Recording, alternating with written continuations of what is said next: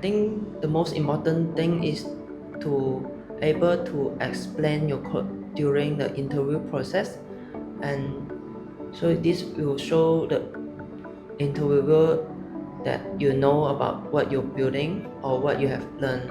Hi everybody, welcome to the Sigma School podcast, and today we are going to do a podcast with one of our success stories of students that got a job. So let me quickly introduce our guest for today. So this is Eric. Eric, can you please give an introduction about yourself? Hi, I'm Eric. I'm a music teacher with a music degree, and also I'm a part-time developer in Sigma School. So today the theme that we're talking about is your path to software development. How do you get into tech? So just to start with a few questions for Eric today. So why do you choose tech? So I choose tech because I think there are a lot of things to learn in tech, and also I found problem solving is fascinating. So when I solve something, I feel proud of it. Yeah, I definitely agree with Eric. Personally, when I solve any problems as well, it feels very fulfilling. So that's how you feel, like you feel very proud of something you created and you solve something from nothing, correct? Before this, you mentioned you were a music teacher with a music degree. Which university did you get your degree from? I study in Aswara. Is one of the uni in KL area. Yeah. So after I graduate,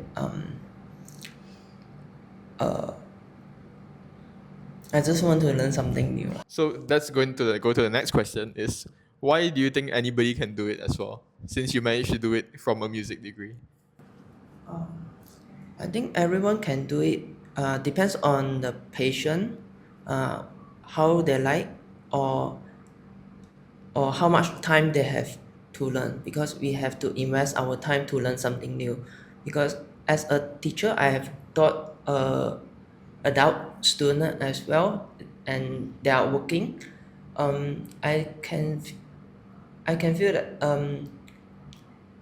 they might lose the patient, or because of not enough time they will just stop learning. Yeah, that is also a challenge for us as a working adults. Yeah.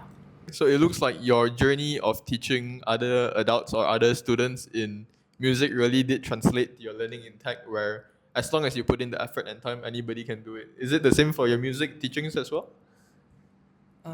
Yes. I personally can relate to what Eric said because I actually recently started learning guitar. And before that, I actually thought I was completely tone deaf and I couldn't learn. But my teacher showed me like over time I could do it. So I guess that's how your journey for tech happened as well. Since you, how many years were you teaching as a music teacher? I'm being a teacher around 5 years. Yeah. Since you were teaching for music for 5 years, why did you decide now was the time to move into tech? You could have done it tomorrow, next year, maybe 5 years later, but why now? I started learning. I started dive into tech because since after everyone was experiencing COVID-19, I feel that I want to have a career which we can have flexibility to work anywhere, like working from home. So in the future, if let's say there's another pandemic, I can still keep on my working. Yeah, good idea. I definitely think that's a very good reason. But let's hope there is no more pandemic after this, right? Okay. So currently, where are you working now, and what are you doing as a job? Currently, I'm still working as a piano teacher. For my piano teacher, I work on basically weekdays, evening, and on weekends. While my part-time developer job is in the daytime. Yeah. And for your part-time developer job, where are you working currently? Currently, I'm working with under Sigma School with I work for the project, Carmine project and Jobia. Okay, that sounds very good.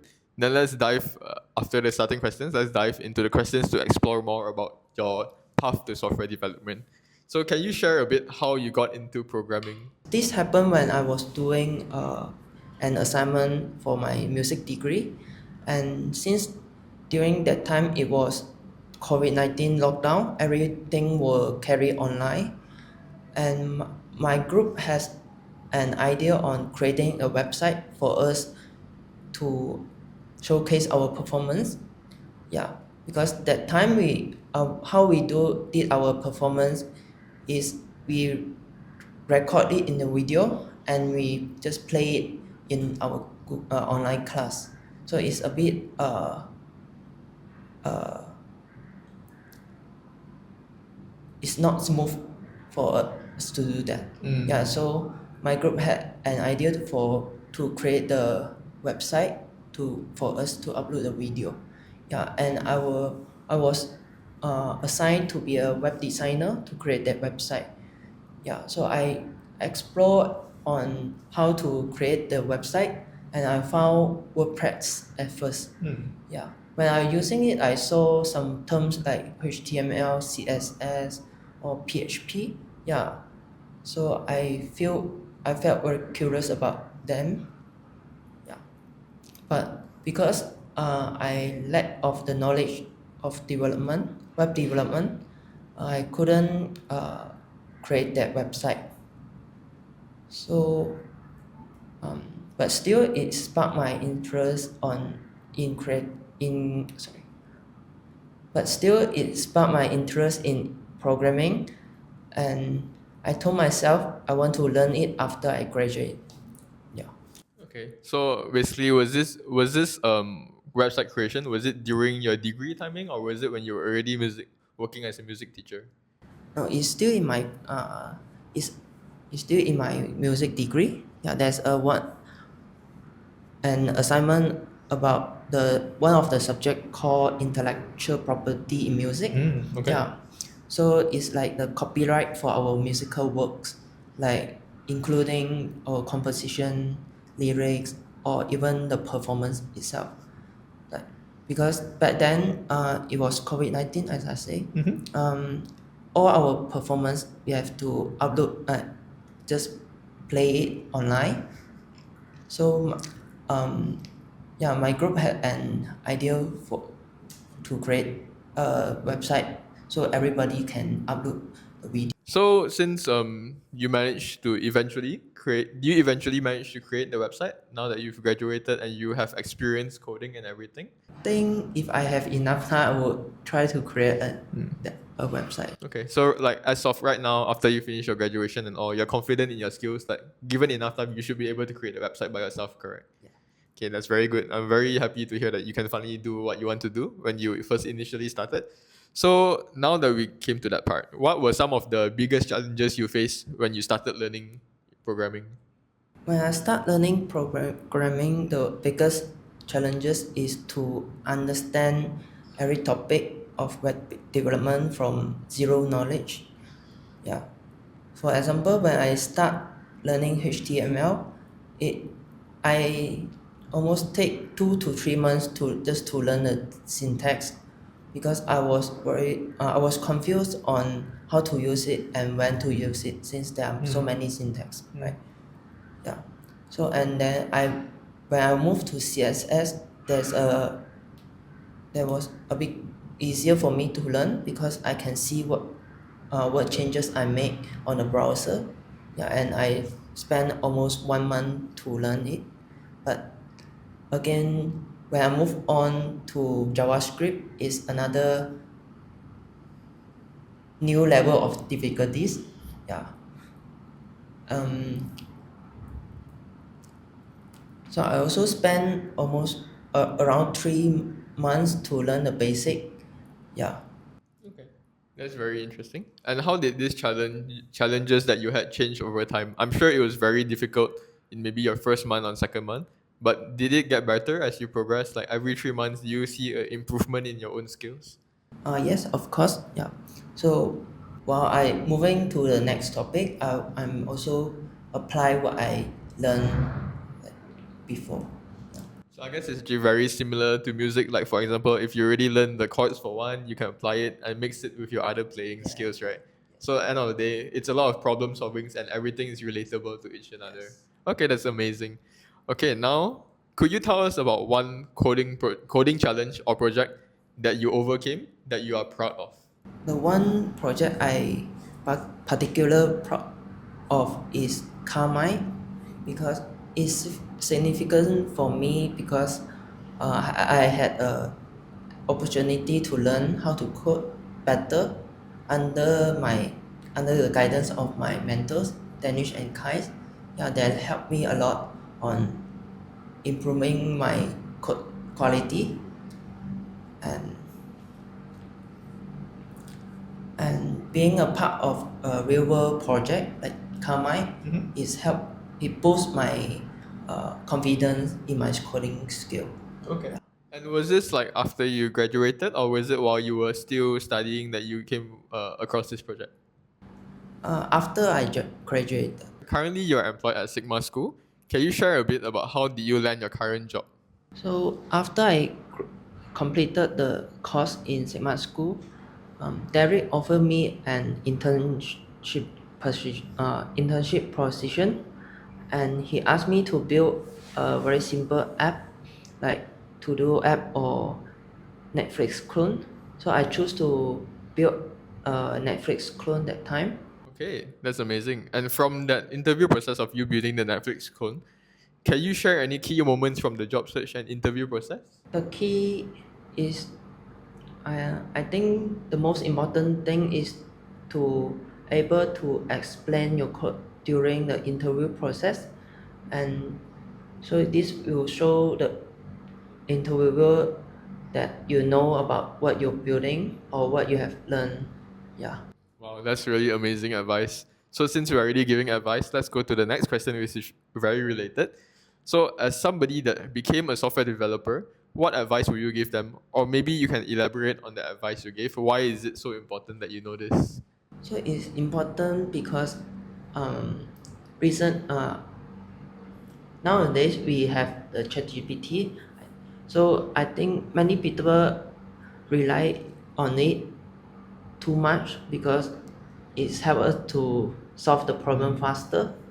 But when back to the learning process, I think we should learn it and understand it um, fully. Yeah. Okay, so Eric, currently you're working as a software developer at Sigma School. The tech stack is always evolving. So how do you stay updated with the new technology and industry trends?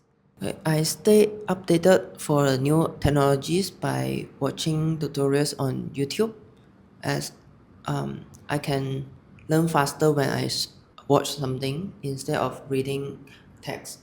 Yeah. But also will read the official documentation for any updates because it provides the most accurate information. So it's a mix of visual learning and reading the exact accurate thing, correct? Yeah. Okay, thank you. And currently, in your current role with Sigma School, what challenges do you face?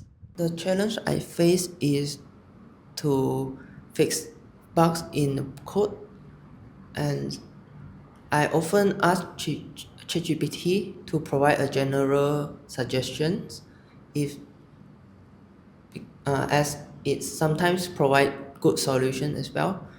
But if it's not, then I will Google for for ways to how to solve it. That's a very good way to tackle the problems, and I definitely do the same thing actually for when I work.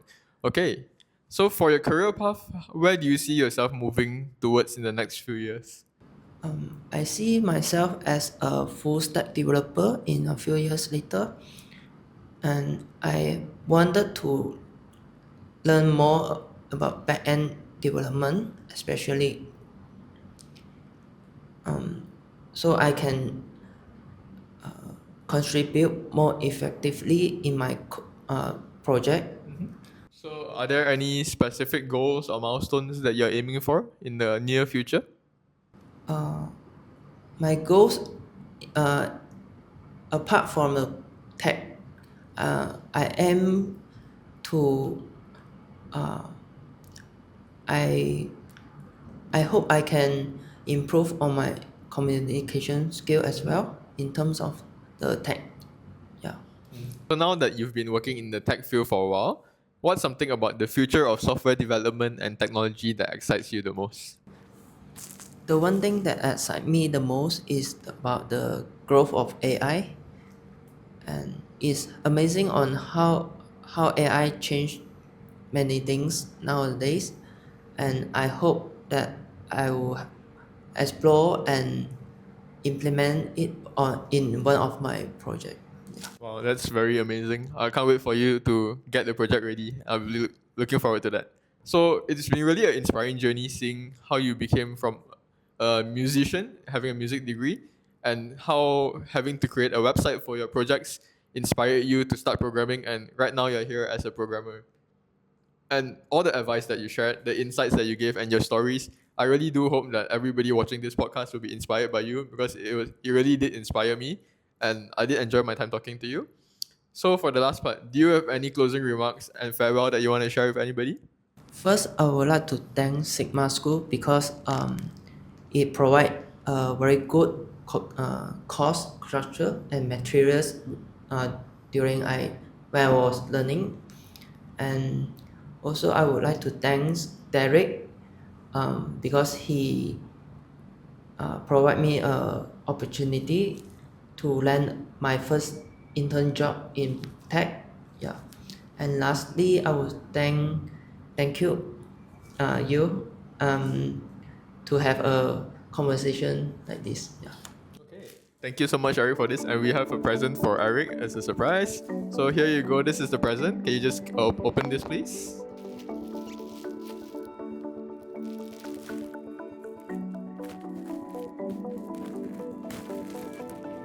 Okay, you can just show it to the camera as well. So let's take a snapshot photo together.